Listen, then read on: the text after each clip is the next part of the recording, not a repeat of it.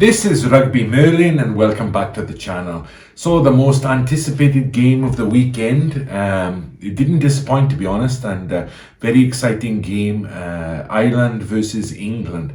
So let's get into it. So an excellent start really from England, just what they needed to do.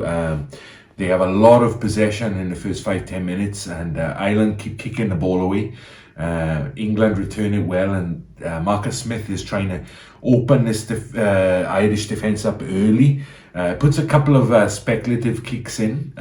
Not a bad option, but he's a little bit over enthusiastic, I think, and puts a little bit too much on them.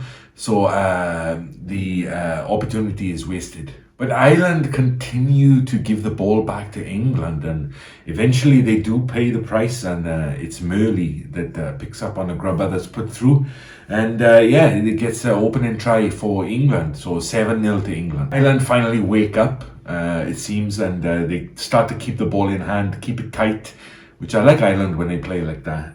Run it up the middle, and they put England under all kinds of pressure. They eventually open up the defence, and Kelleher gets over he strolls over really for a try, and it's one try apiece. But wait, no, the TMO gets involved, and Itoje has milked the penalty. The very innocuous kind of holding in, I think, holding his ankle or something, like holding him into the ruck, and the referee brings it back, so the try is scrubbed off. England definitely got out of jail on that one.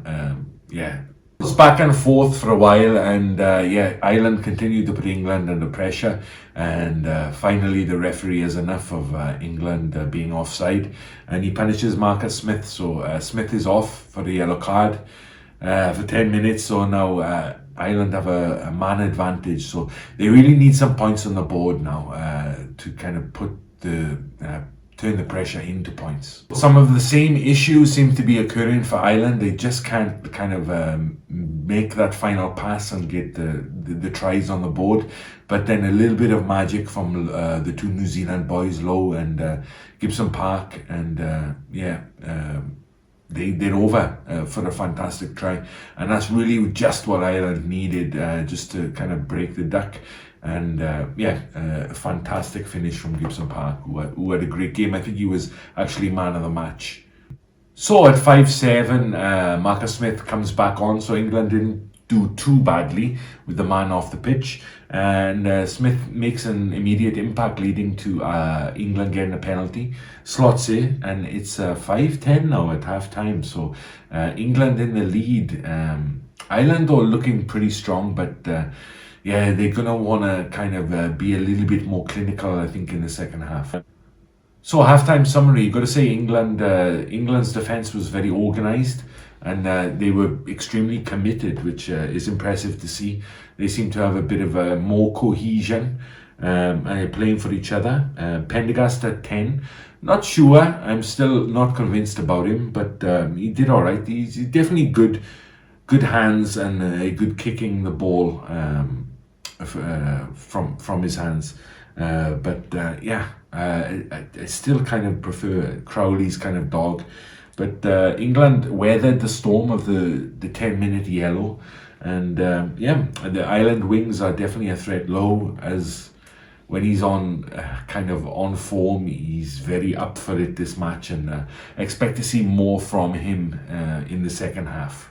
Second half kicks off, and England go on the attack, but it does seem like Ireland's defence has gone up a notch, and they really fly into the tackles now, and they're putting England under extreme pressure right from the whistle.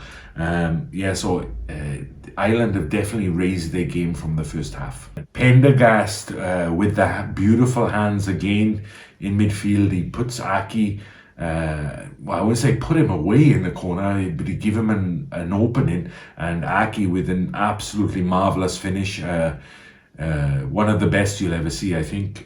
He's twisting, and just the power he has to hold off those, I think it's 3 tackles that try and push him into touch, but he gets over for a wonderful try, and it's 10-all now. So I gotta say, it's a very entertaining game so far, very tight, but Ireland definitely coming into the ascendancy. It's a pretty suspect penalty given against Maro Itoje, and his battle with Doris really for the Lions captaincy was kind of a side quest for this game. Interesting to see. I'm not really sure who came out on top. You'd have to say Doris, really, because his team won the game in the end, but it was interesting. So Itoje gets pinged, and it's kicked for 13-10.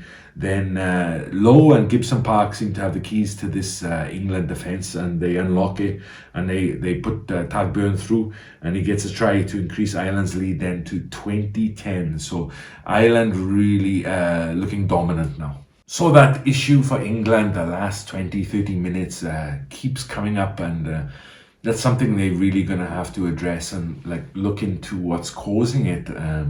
I've spoken to a few people about it. We're not really sure, but they need someone in it to actually get to the bottom of it, what's going on. But in fairness to Ireland, they definitely raised their game, and when they did, England couldn't really live with them. And it's all Ireland in the last kind of 10-15 minutes. Sheehan gets over for a great try. Nice to see him get a try on his comeback, really, for Ireland after the ACL injury, which is never good. So it's 27-10, and Ireland do kind of switch off in the last few minutes, and England get a couple of consolation tries, and it finishes 27-22, which is very close, by the way. If you go and watch it, I'll link it at the end of this video. Very close to my score prediction, so I was quite kind of pleased about that. But Ireland off to a great start, and England not bad, but again, that second half let them down big time. Ireland have Scotland next week. England have France at home. So those are going to be two absolutely huge matches, I think. Going from my Six Nations predictions, you'd have to pick Ireland now for the Grand Slam. I hope you enjoyed the game. Thank you very much for watching the video, and I'll see you next time. Bye-bye.